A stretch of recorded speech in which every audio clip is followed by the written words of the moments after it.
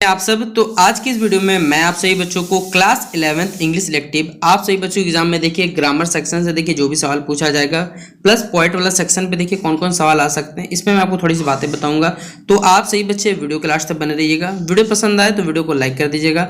Channel पर अगर new आया तो चैनल सब्सक्राइब जरूर कर लीजिएगा और साथ में बेल आइकन पर क्लिक कर लीजिएगा ताकि इसी प्रकार हर वीडियो को नोटिफिकेशन आपको यहाँ चलकर मिलता रहे।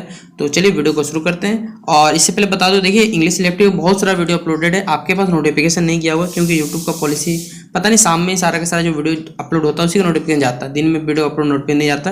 तो आप लोग देखिए जिनका भी इंग्लिश सिलेक्टिव आर्ट्स के बच्चों को अपने दोस्तों को शेयर कर दीजिएगा, ये वाला भी, और प्लेलिस्ट बना हुआ जाके देख लीजिएगा सारा का सारा वीडियो। उसके बाद मैं आप सभी बच्चों को एक ईमेल आईडी देखिए मेरे चैनल पे आपको अपलोड कर दूँ या फिर डिस्क्रिप्शन में डाल दूंगा, वहाँ पे आप मुझे को अपना क्वेश्चन पेपर इंग्लिश सिलेक्टिव भेज दीजिएगा ताकि आपको देखिए आंसर की मिल जाएगा। ठीक है, तो चलिए वीडियो को हम लोग शुरू करते हैं।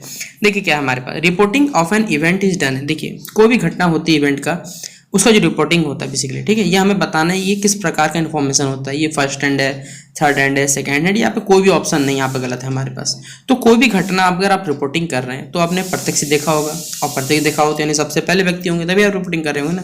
तो ये किस प्रकार रिपोर्टिंग के अंतर्गत आता है, तो आप लोग टिक कर दीजिएगा क्या बच्चों, option number A first hand information इसका राइट आंसर हो जाएगा।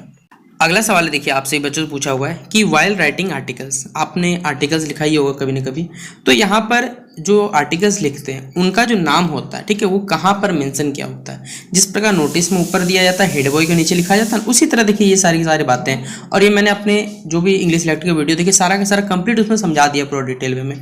मॉडल पेपर तो इतना अच्छा समझा दिया ताकि आपसे बच्चों एक सवाल वहाँ से अगर आता तो गलती नहीं होगा। यहीं पर भी देखिए बता दे रहा हूँ कि आर्टिकल्स जब भी हम लोग लिखते हैं तो यहाँ पर कोई भी आदमी जो लिखता है आर्टिकल, उसका नाम हम लोग देखिए कहाँ मेंशन करते हैं, तो अंत में मेंशन किया जाता है, यानी एट द एंड क्या हो जाएगा, इसका राइट आंसर हो जाएगा। अगला सवाल है हमारे पास, थैंक्स गिविंग। आप किसी को देखिए धन्यवाद देते हैं, ठीक है, धन्यवाद होता है, ये किस प्रकार के राइटिंग के अंतर्गत आता है, किस लिखन विद्या के अंतर्गत आता है ये, ठीक है, ये स्पीच राइटिंग के अंतर्गत आता है, आर्टिकल राइटिंग के, रिपोर्ट राइटिंग, या फिर कोई भी ऑप्शन सही नहीं है। आप बताइए आर्टिकल राइटिंग में क्या कभी आपने थैंक्स लिखा होगा? नहीं। आप सोच लीजिए हिंदी में क्या रिपोर्ट में क्या थैंक्स लिखते हो? नहीं। आप जब किसी को देखिए स्पीच राइटिंग करते हैं तो हम लोग स्टेज में जब आते हैं तब बोलते हैं कि आप सभी का धन्यवाद, ये जो भी बातें बोलते हैं वो स्पीच राइटिंग में करते हैं, उसके अलावा नहीं करते हम लोग, इसलिए इसका ऑप्शन नंबर क्या हो जाएगा, ए नंबर इसका सही उत्तर हो जाएगा। अगला सवाल है हमारे पास, creative writing does not include. देखिए क्रिएटिव राइटिंग में क्या नहीं होता ये बताना, ठीक है, ये वर्ड वाला देख लीजिएगा पहले, उसके बाद एग्जाम में देखिए टिक करिए। 1 घंटे का समय रहता है, बहुत सारा बहुत आराम से टिक कर सकते हैं आप लोग। Article writing, report writing, delivery speech, या फिर option number D letter writing. तो क्रिएटिव राइटिंग देखिए क्या नहीं होता ये बताना है, तो उसमें देखिए हम लोग आर्टिकल भी लिख सकते हैं, रिपोर्ट, लेकिन कभी भी डिलीवरिंग स्पीच इसका पार्ट नहीं होता, इसलिए ऑप्शन नंबर क्या हो जाएगा, सी नंबर इसका सही ऑप्शन हो जाएगा। अगला सवाल है आप सभी बच्चों के लिए कि one should start a speech bye. देखिए कोई भी आदमी अगर अपने स्पीच को, भाषण स्टार्ट करता है, क्या आपने, चलिए जीवन में आपने कहीं भाषण नहीं दिया, कोई दिक्कत नहीं, आपने कभी न कभी किसी नेताजी का भाषण सुना होगा, या फिर अपने स्कूल में देखिए किन्हीं का भाषण जरूर सुना होगा। तो भाषण सुनने टाइम आप बताइए सबसे पहले जो भी अतिथिगण मौजूद रहते हैं उनका धन्यवाद किया जाता है, जो भी जनता रहती है, ऑडियंस रहते हैं, जो बोलने वाले रहते हैं, ठीक है। तो यहाँ पर क्या बताइए, announcing the topic of the speech, क्या आप सबसे पहले जब स्पीच देने आते हैं तो क्या टॉपिक बताते हैं, क्या हम ये टॉपिक पढ़ेंगे, बताएंगे? कभी नहीं हो सकता। Specify the occasion of the speech, क्या ओकेजन है स्पीच करने का? नहीं। हम लोग ग्रेट करते हैं, ग्रीटिंग द चीफ गेस्ट, जो हमारे चीफ गेस्ट हैं धन्यवाद करते हैं, फेलो स्पीकर और ऑडियंस उनका साथ धन्यवाद किया जाता है, इसलिए ऑप्शन नंबर क्या हो जाएगा, बी नंबर इसका सही उत्तर हो जाएगा।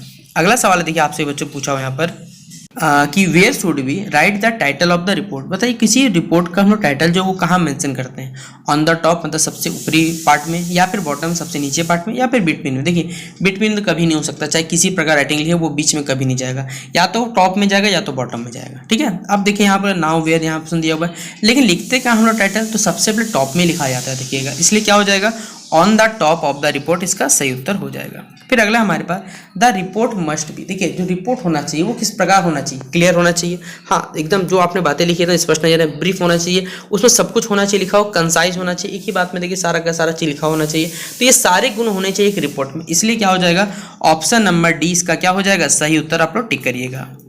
अगला सवाल देखिए हमारे पास, एक रिपोर्ट होता है वो क्या होना चाहिए, जजमेंटल बेसिस पर होना चाहिए, पर्सनल लेवल पर होना चाहिए, क्रिटिकल लेवल पर होना चाहिए, या फिर ऑब्जेक्टिव लेवल पर होना चाहिए। तो किस प्रकार का देखिए रिपोर्ट होना चाहिए ये हमें बताना है, जजमेंटल, पर्सनल, क्रिटिकल या ऑब्जेक्टिव। तो कोई भी घटना घटित होती है तो हम लोग जानते हैं कि कोई ना कुछ उसमें लक्ष्य होता है, तो यानी इसका सही उत्तर हो जाएगा ऑप्शन नंबर डी, ऑब्जेक्टिव क्या होगा इसका सही उत्तर। फिर अगला हमारे पास which of the following is a part of report writing. Report writing का पार्ट बताना है, डेट है, सिग्नेचर है, फिर अगला ऑप्शन हमारे पास सेंडर एड्रेस या फिर हेडिंग या टाइटल। तो हम लोग रिपोर्ट लिख रहे हैं भैया, तो उसको सिग्नेचर से कंपलसरी नहीं, डेट लिखा जाता मानते हैं लेकिन कंपलसरी तो नहीं है, लेकिन उसका एक हेडिंग टाइटल सबसे ज़्यादा कंपलसरी होता है, जो सबसे कंपलसरी एलिमेंट है। तो इसलिए क्या हो जाएगा, ऑप्शन नंबर डी क्या होगा, इसका सही उत्तर हो जाएगा। अगला सवाल है आप सही बच्चों का कि कंक्लूजन इन एसे। देखिए कोई भी हम लोग निष्कर्ष लिखते हैं एसे में, उसमें क्या इंक्लूड नहीं होता ये पूछा गया। ऑर्डर, क्या आप किसी को ऑर्डर दे रहे हैं, वार्निंग धमकी दे रहे हैं, अपील कर रहे हैं या फिर सजेशन, क्या कर सकते हैं। देखिए अगर हम लोग ऐसे लिखते हैं तो अपील बेसिकली ऑर्डर तो दे ही सकते हैं, मतलब ऑर्डर देने का मतलब है उनसे आग्रह कर सकते हैं। वार्निंग मतलब उन्हें कह सकते हैं एक प्रकार धमकी दिया, लेकिन वो धमकी इस प्रकार की गुंडागर्दी धमकी नहीं, बेसिक लेवल समझाने वाली, ठीक है। एक अपील करते, क्या नहीं हो सकता वो हमें पूछा गया। तो देखिए सजेशन भी दे सकते हैं, वार्निंग भी ऑर्डर, लेकिन अपील नहीं कर सकते। क्या कोर्ट थोड़ी जा रहा है भैया यहाँ पर। ऑप्शन नंबर क्या हो जाएगा, सी नंबर इसका राइट आंसर होगा।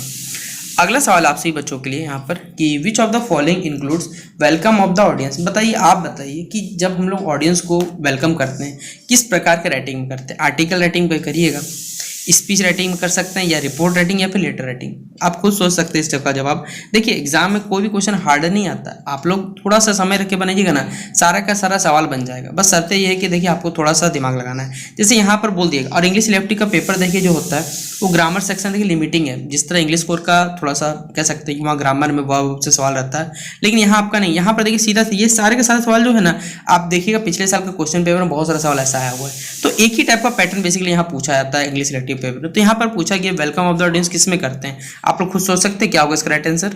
तो एक ही में करते हैं हम लोग बेसिकली, यानी स्पीच राइटिंग क्या हो जाएगा इसका सही उत्तर।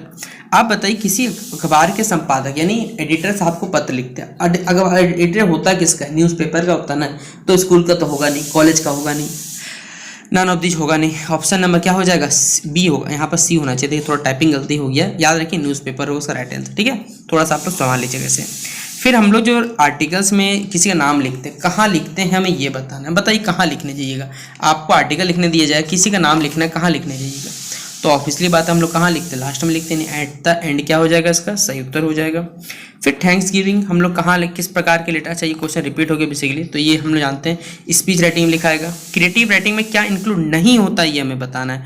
तो क्रिएटिव राइटिंग में क्या इंक्लूड नहीं हम लोग जानते हैं, डिलीवरी स्पीच। फिर अगला हमारे पास one should start a speech by, ये भी सवाल पढ़ चुके हैं, जो चीफ गेस्ट रहते हैं उनको धन्यवाद करके। तो इसलिए ऑप्शन नंबर क्या हो जाएगा, बी नंबर इसका राइट आंसर होगा। अच्छा हाँ देखिए यहाँ से इंपॉर्टेंट क्वेश्चन आपसे बच्चों के लिए कि in note making we should avoid. देखिए जब हम लोग नोट लिखते हैं तो क्या बड़े बड़े लिखते हैं, शॉर्ट में नहीं। जितना शॉर्ट हो सकता है हम लोग उतना करने की कोशिश करते हैं, इसलिए वी शुड अवॉइड क्या हो जाएगा, long sentences. Option number A इसका राइट आंसर होगा। फिर अगला सवाल है एब्रीविएशन का। देखिए हम लोग फ्रीली इस्तेमाल कहाँ करते हैं, नोटिस राइटिंग में, लेटर राइटिंग में, नोट मेकिंग या फिर आर्टिकल राइटिंग में। तो एब्रीविएशन का देखिए सबसे सही इस्तेमाल कहाँ होता है, तो याद रख लीजिएगा ये सवाल आपको गलत नहीं करके आना है।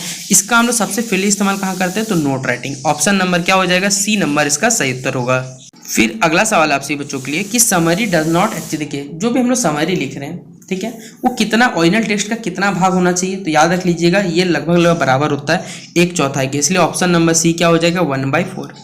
समरी जो लिखते हैं हम लोग कहानी का, उसमें क्या लिखा हुआ होता है, तो पूरा कहानी का देखिए छोटा सा भाग को समरी कहा जाता है, यानी मेन आइडिया जो लिखा हुआ रहता है वो हमसे कहाँ पता चलता है, समरी में। इसलिए ऑप्शन नंबर क्या हो जाएगा, ए इसका राइट आंसर होगा। तो ये हमारा देखिए ग्रामर सेक्शन वाला पार्ट जो है वो कंप्लीट होता है। 20 सवाल देखिए मैंने आपको करवा दिए, बाकी देखिए मॉडल पेपर करवाया हुआ। इस बार का मॉडल पेपर पढ़ लीजिएगा, हो सके देखिए प्रीवियस ईयर और मॉडल पेपर पढ़ लीजिए। उसमें भी देखिए जितना सवाल था सबसे ज़्यादा इंग्लिश इलेक्टिव का वीडियो जाकर देख लीजिए, यूट्यूब पर सर्च कर सकते हो, तो मेरा ही आपको अपलोड मिल जाएगा और सारा का सारा सवाल और टिक कर दिया गया। अब बात जैसे कि मैंने आपको बताई कि कौन सा देखिए पोएम और पोएट का नाम पूछा जाएगा या फिर कह सकते हैं ऑथर का नाम और चैप्टर का नाम।